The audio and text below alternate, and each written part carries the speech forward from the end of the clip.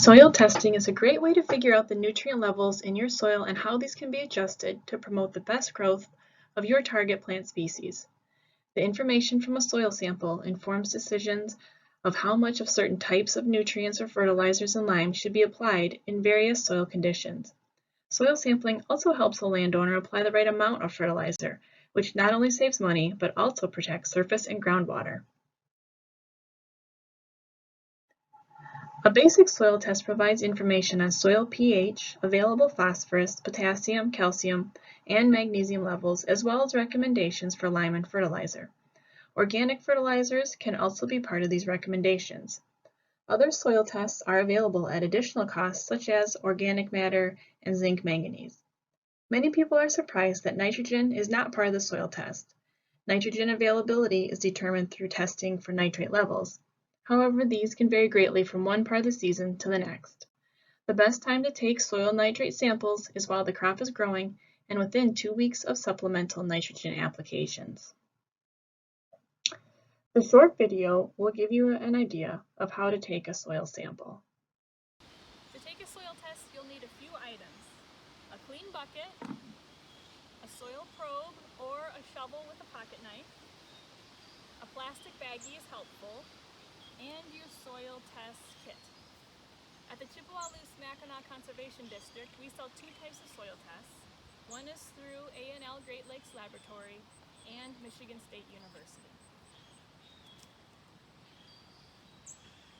To take a soil sample, you're going to want to sample either the top 6 inches of the soil or to the depth of tillage. One of the first things you're going to want to do is remove the vegetation from the top of the soil. I find a screwdriver is pretty helpful. I just kind of clear away the vegetation where I'm going to take the sample.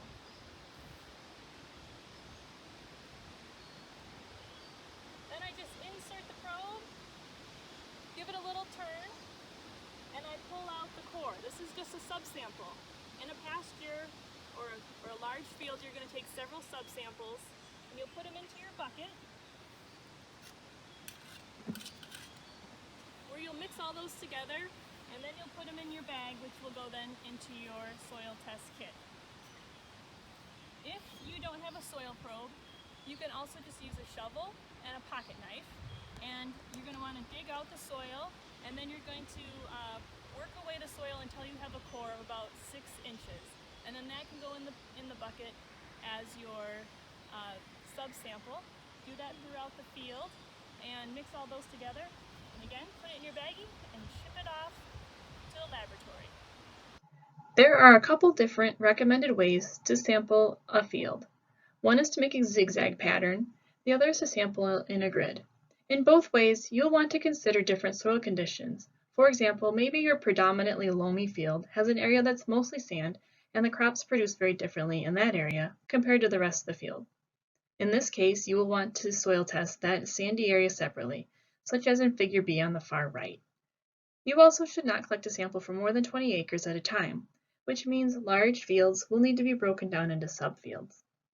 Soil testing is recommended every 3 years, so you can make informed decisions about your soil management and to get an idea of trends in your soils. For more information or to purchase a soil test, please reach out to your local conservation district office or extension office.